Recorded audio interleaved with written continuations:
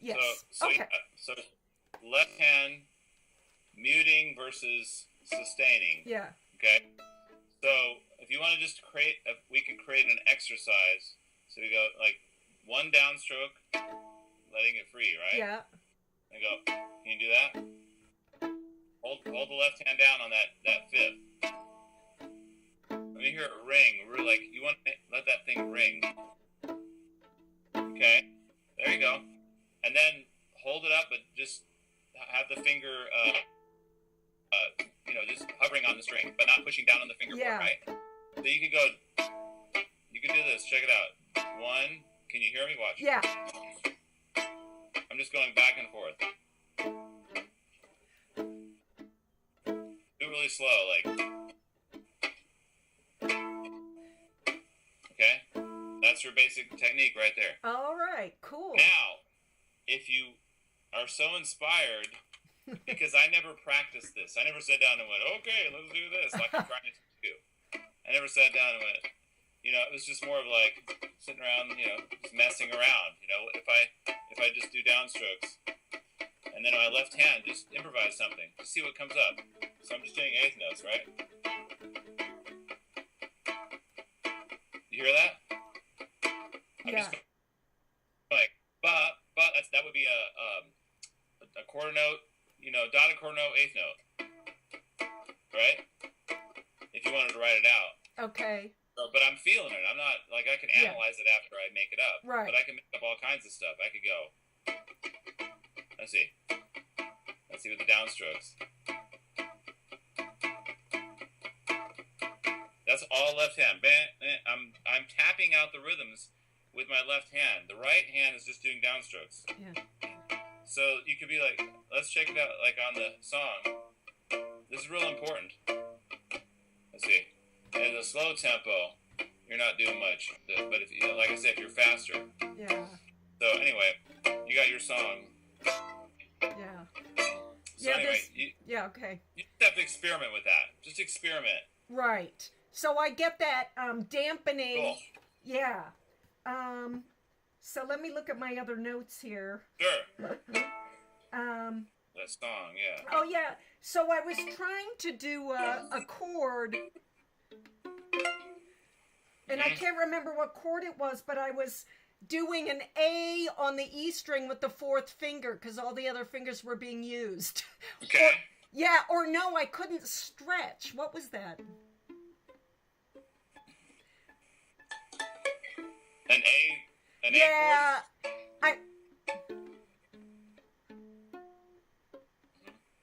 Maybe that's what I was doing.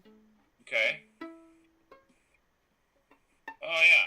So you're just playing an A major triad. Wait. Yeah. Yeah. Is that what you're saying? Yeah. I mean, it kind of messes with my brain because A is third finger. Do you sometimes use other fingers? Oh yeah, sure. You do. But I'm trying to figure out. Oh, you're doing it like this. You're going first finger, then your third finger, fourth finger. So because you're not able to get the third finger in there. Well, maybe I should just try to work on getting the third finger. Just do that one, double stop with the A and E, and then second finger, third finger. So you could also start. Just don't worry about the top note. Just play. Always break things down. Break things down into simpler parts. Yeah. Right? Yeah. And get the simpler, and then start adding. So yeah. Yeah. Do that, and then, like right now I'm playing that sharp, so okay, and then add a third finger to it. And really look at it, like what are the relationships in there? Have I been listening to you again? Oh, good God, what is happening? Something got paused. Okay. Yeah, my computer's a pain in the ass. Anyway. That's the way they do it. Yeah. Okay. So, A. Yeah, and shifting my hand around so it's comfortable. Mm-hmm. Yeah. Yeah. And something I've noticed, it seems like sometimes I hear the friction more than the actual chord. Mm-hmm. But it's just what it is, strumming on a fiddle. Yeah. That's what it is. You hear the noise. The noise on the strings. Yeah. Yeah, well that's why I think it's good to kind of look at it like a rhythm instrument. I mean, if you don't play any notes, you can be like, mandolin players do that. Okay? Yeah. And that's the up and down thing. If you get the up and down eighth notes, once you get your nails in there, remember, I'm doing these, the thumb and the index and middle finger are really close to each other. It's like you're just picking up something. So when they're, at least the technique I'm using, they're right in here. Okay. Right close to each other. So, like you're picking up, like if you were picking even. Right. Pick. So it's as if you're holding a pick. Yeah. And this is just all, it's very relaxed. If I go fast, you know. Like if I go really fast. And it's also, I'm going up the fingerboard. I'm not down here. I don't want to. Yeah. It's just really small and relaxed, and I'm turning the hand like this. Right. You can see it, right? Yeah, I can. So once you get that eighth note going, or the 16th whether, then you add the left hand to it. Actually, I'm doing a third thing too with this. Okay. I showed you that last time. Yeah. So I was kind of muting with the third finger. Okay. And I've been doing that a lot recently. So if I just mute, third finger muting, first finger's holding down. Okay. But if you're playing a chord, let's see. So if I'm playing that A and E fifth, right? Right. I can also be like, the reason why I'm using the third is because those top strings are open. Right. And the only way and then so if I put that if I put that third finger across, see, it totally mutes it. See? So it's just like another little thing I've developed. Okay. Check it out. So instead of like the left hand doing all the work, like on the A chord, if you were playing that A chord, yeah, all the fingers are across the strings. Right. So now you don't need a third, like a fourth to mute it. So you can right. just check it out. I'm doing the whole thing. Or if I was playing, then I'm adding the third. So there's kind of three elements going on here. There's a free open sound. Yeah. There's the muted sound, and then what you can do with your fingers. See, it's muted, right? Or that. Yeah. And then if you have an open string, the only way to stop it is to have another finger like go mute it. There. Okay. Yeah. So you can, so if you're playing in a band, people are gonna love it, man. It's like, because then you become one of the rhythm instruments. Right. That's where I feel like this is really helpful. I mean, yeah. Sure, I guess you could accompany yourself, like yeah. like I did before. Let's see. Grab your coat and get your hat. I mean, it's kind of. Yeah. It's kind of, what is the word? Novel, Yeah. But you couldn't do it. I mean, it would get boring after doing it. Yeah. Right after every tune. So, right. So like, yeah, you could accompany yourself, or you can do this as a part of a band, and then it's going to add a lot. That's what I think. Right. Okay. Yeah, my husband is actually a percussionist, so he was actually already saying, well, maybe you could do this, and yeah, so. I mean, yeah, get simple. Helpful. Just be like, yeah. If you listen to guitar, on funk music or whatever, they're just playing like, you can, with that strumming pattern with your nail. Yeah. I mean, depending on what you're playing, I mean, you could just be playing like, that's just one note. Your husband will get this. Yeah. Yeah. Because it's classical players will be like, right? Yeah. They'll be, yeah. No, I want to play it exactly right. Right. And that's not, when you see a guitar player, they're just. Right. They're picking it. Yeah. Because the rhythm thing is keeping the eighth notes or the 16ths going constantly. Right. Anyway. Cool. And then yeah, I mean, it just opens up all these different possibilities. So I got open strings there, and just to kind of experiment. Oh, what can I make? Oh, yeah. So another thing I was going to ask, because you had recommended looking at mandolin chord books and stuff. yeah. However, I feel like I've got to stay in the first position. Yeah. So most of the, mando chords totally. go all up and down because of the. Interesting. Yeah. Yeah, you can get plenty of mileage down here. I mean, yeah. Position. So, and, from you last time I learned, oh my God, I can just do a G going like, how easy is that? And then I discovered I can do a C chord just going. So Yep. No, I'm gonna get a easy, lot. right? I know. Yeah, totally. Yeah. And then yeah, go for like whatever's. Yeah, make the whole thing ring and right. Left hand. And absolutely. then as I get better, then start adding some more Adding interesting your left hand things. sounding totally. chords. Yeah, just whatever will serve the music that you're working on. I love it. Yeah. Oh yeah, you mentioned plucking arpeggios too. Could you just demo that? Well, did I do it? Yeah, I think you did. As a variation. Yeah. What was I talking about? Like this? Yeah. Yeah. Oh yeah. So, that's right, because of the right hand, the guitar thing. Yeah. Yeah. So if I'm going, it's just taking classical guitar technique. You know, okay. So the thumb would be on the G string, and then you keep going down, index on the D, middle finger on the A, and then fourth finger, whatever, the third finger on the E string, and so you assign them like that. So it looks like this. Okay. And if you're doing arpeggios, so it'd be like this. Can you see it? Yeah. So this is like G major. I'm just playing the violin like guitar.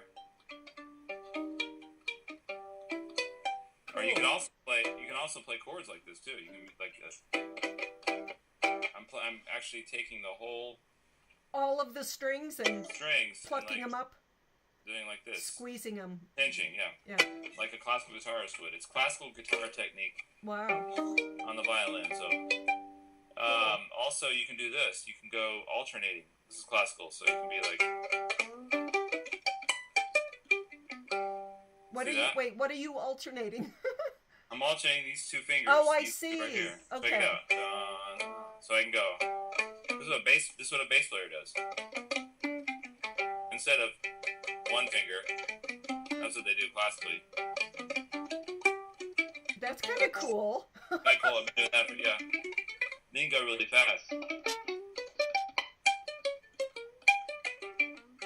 I mean, that's because I play classical guitar, so I just transfer that over. Right, that's cool.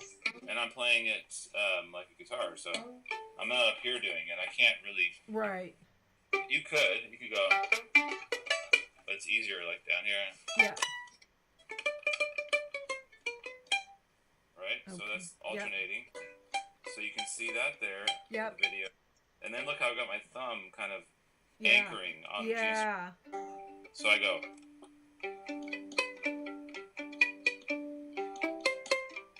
You might be able to use that for something. Yeah. That's familiar. Right? Yeah, that sounds good. Right. Yeah. Cool. But yeah, the downstroke thing is, as far as the basic technique, that's all right. Start with that. Cool? Yep. All right. Taking notes? Well, I've got the video now. The video are my notes. You can go back to it. Yeah, exactly. So basically, I need to practice a lot. Yeah. Yeah, and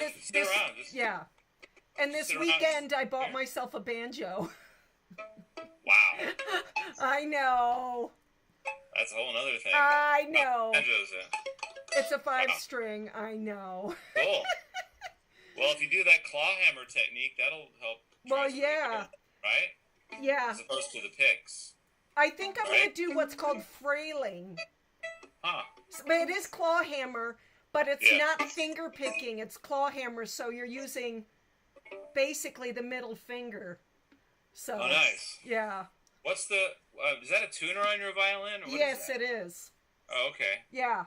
I've never seen that. Yeah, it's really handy. Is it? It's obviously specifically for violin. It is. It's a a Diario. Wow. Yeah. But do you have a pickup too? No, don't look like you do. A pickup? Yeah, you don't have a pickup. No, I should have talked to you, but I didn't know you. Right. I bought Technica mic that clips on right Technica. here. That's great. That'll work. It's pretty good, but it's a lot of wires. Mm-hmm. That's true. Yeah. And then I've got the feedback issue, so I had to buy an equalizer and bum, you know. All that stuff. Yeah. Yeah. If you want to hear yourself in the band, right, and you want to use the pickup. Yeah. If you're just going out to, if you're playing in an acoustic group and you're going out to a PA system to an audience and you don't need a lot of on-stage sound, then that mic is great for that. I have one of those too. Okay. So but what is it that you have on your fiddle?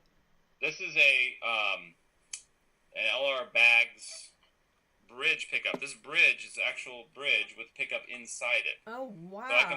So I can play acoustically and it still sounds good. Yeah. So the bridges are actually really nice. They're made out of nice wood, and Okay. then it goes to this, and then this wire goes, to your amp or whatever. It's just like a guitar lead. Just like guitar, but you want this to go to a preamp first.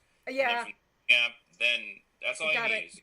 Just the preamp, and then you're good to go. You can plug straight into a PA, and you'll sound fantastic. Yeah. So the LR Baggs preamp is good. Or down here we have a thing called a Red Eye. That's what I use. Okay. And that'll get you a really nice, clean, even sounding. And I've tried a lot of different pickups and asked many other fiddle players, what they prefer, and they always come back. But I always say it depends on the situation. Yeah. So if I did a gig last Thursday with a it was Caribbean, Spanish Caribbean music, cool. Caribbean. Yeah. And there wasn't like a big drum set. It was just hand percussion. Yeah. And it was kind of loud, and there was an electric bass player, but I did have a mic that I hooked on. I prefer that sound over the pickup any day because it's picking up the air and the sound of the bow and all that. It's going to sound better out in the audience. Yeah. Absolutely. Yeah. And that situation, I brought my preamp, but they had a really nice mic for me, and I said, I'll go for the mic. If I can do the mic, great. Yeah. But if I'm playing with a rock band, or if it's, it's going to be really loud on stage, then I go for that. That's the one. Because here's the other thing. When I did that gig last Thursday, it was, there was a couple of sections where I had to solo, and once again, because I was using a mic, there's it only can get me up so high before it starts to feedback. Yes. Feedback issues. That's right. And if I start playing down the low range, it doesn't cut well. Okay. Off of the mic, and that's so you kind of when you use a mic, as you know, you're throwing caution or you're throwing some of the control away. It's just so you either got to pick out projects that you want to be a part of. Yeah. Where they don't play really loud like that. That's what we're in a little band that's, obviously super amateur. We do play at a nearby bar, but we play for free. Sure. Cool. But yeah, it's low key and we're not very loud. All right, as long as you're having a good time. Yeah, we are. Yeah. Awesome. Yeah. Cool. Excellent. So I need to work on that stuff a lot, but work on it. I would also, I don't know how long you have, because the other stuff I would like to work on is fills and improv eventually, Sure. Yeah. Because Cool. Well, the thing about fills and improv is you want to think of it like as melodic embellishment. Start with that from the beginning. Like relate everything to the melody. Yeah. Okay. That's just if you start with that. That's what I'm doing. Right. So whatever it is, if it's happy birthday, just what can I do with that? You know, you can go.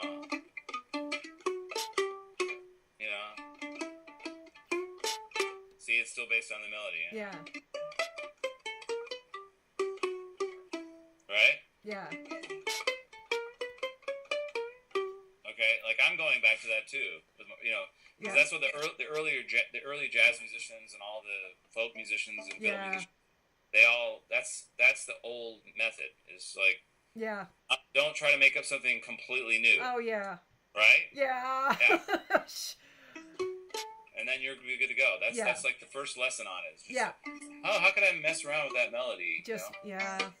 And then try it in different keys, and so I'm kind of going back to that, myself as I'm playing, thinking, okay, think the melody, Right. rather than just a bunch of fast things, you know, they can play. Right. And that would be the first lesson on that. Yeah. Cool. Okay. Is this good for now?